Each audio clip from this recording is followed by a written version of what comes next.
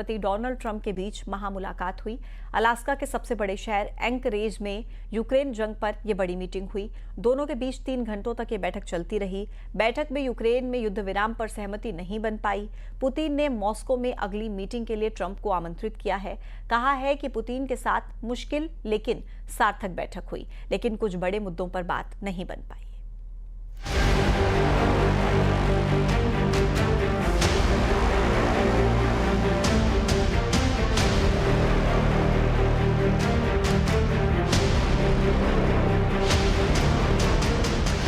Trump Putin की महामुलाकात, शांति पर अटकी बात।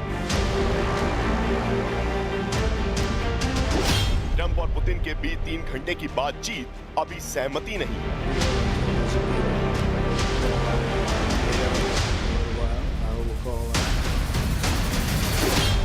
मॉस्को में अगली मीटिंग का सुझाव, क्या रूस यूक्रेन युद्ध पर बनेगी बात? करीब 7 साल बाद ट्रंप और पुतिन ने एक दूसरे से मुस्कुराते हुए हाथ मिलाया। अमेरिका के अलास्का में हुई इस महामुलाकात पर पूरी दुनिया की नजरें थी। खासकर इस बातचीत के बाद रूस और यूक्रेन के बीच चल रहे युद्ध में सीज फायर की उम्मीद थी, लेकिन ट्रंप और पुतिन के बीच रूस यूक्रेन युद्ध को लेकर बातचीत भी हुई। इसके बाद हुई ज्वाइंट प्रेस कॉन्फ्रेंस में अमेरिकी राष्ट्रपति ट्रंप ने बातचीत को बेहद सकारात्मक बताया, लेकिन ये भी कहा कि बातचीत से कोई नतीजा नहीं निकला। इसका सीधा मतलब ये है कि रूस यूक्रेन युद्ध में सीज फायर को लेकर कोई समझौता नहीं हुआ। Very much, Mr. President. That was very profound, and I will say that I believe we had a very productive meeting. There were many, many points that we agreed on. Most of them, I would say, a couple of big ones that we haven't quite gotten there, but we've made some headway. So there's no deal until there's a deal.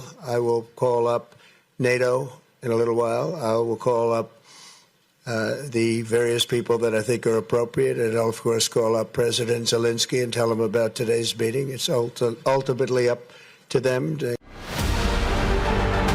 विश्व की 2 महाशक्तियों के राष्ट्रीय अध्यक्षों की इस महामुलाकात में रूस Ukraine युद्ध पर बातचीत भले ही सीज फायर के समझौते तक नहीं पहुंची, लेकिन रूसी राष्ट्रपति व्लादिमीर पुतिन ने कहा कि वो इस बात से सहमत है कि यूक्रेन की सुरक्षा सुनिश्चित की जानी चाहिए।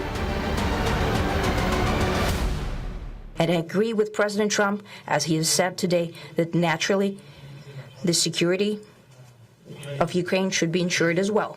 Naturally, we are prepared to work on that.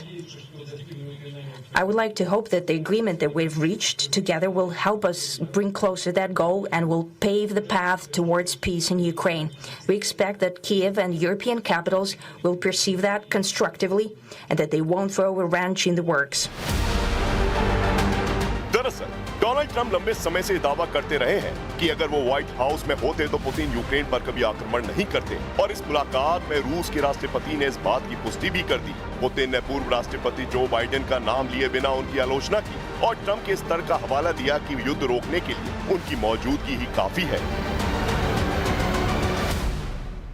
Я помню, что в 2022 году, во время последних контактов с прежней администрацией, я тогда пытался убедить своего прежнего американского коллегу в том, что не нужно доводить до ситуации после наступления, которые могут наступить тяжелые последствия в виде боевых действий.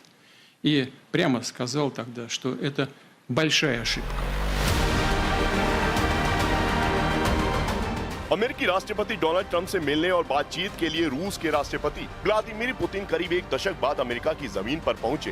दोनों के बीच करीब 3 घंटे तक बातचीत हुई, जिसमें रूस यूक्रेन युद्ध में सीज फायर को लेकर कोई समझौता नहीं हुआ, लेकिन इस मुलाकात के दौरान रूस के राष्ट्रपति पुतिन ने ट्रंप को मॉस्को आने का न्योता दिया। इस बातचीत में बड़े मुद्दों पर सहमति की बात डोनाल्ड ट्रंप ने मानी है और पुतिन ने ट्रंप के शांति की पहल का स्वागत किया। यानी साफ है कि पुतिन और ट्रंप की मुलाकात हुई, लंबी बातचीत भी हुई, लेकिन बंद कमरे में हुई इस मुलाकात में यूक्रेन युद्ध विराम को लेकर कोई ठोस निष्कर्ष नहीं निकल सका है।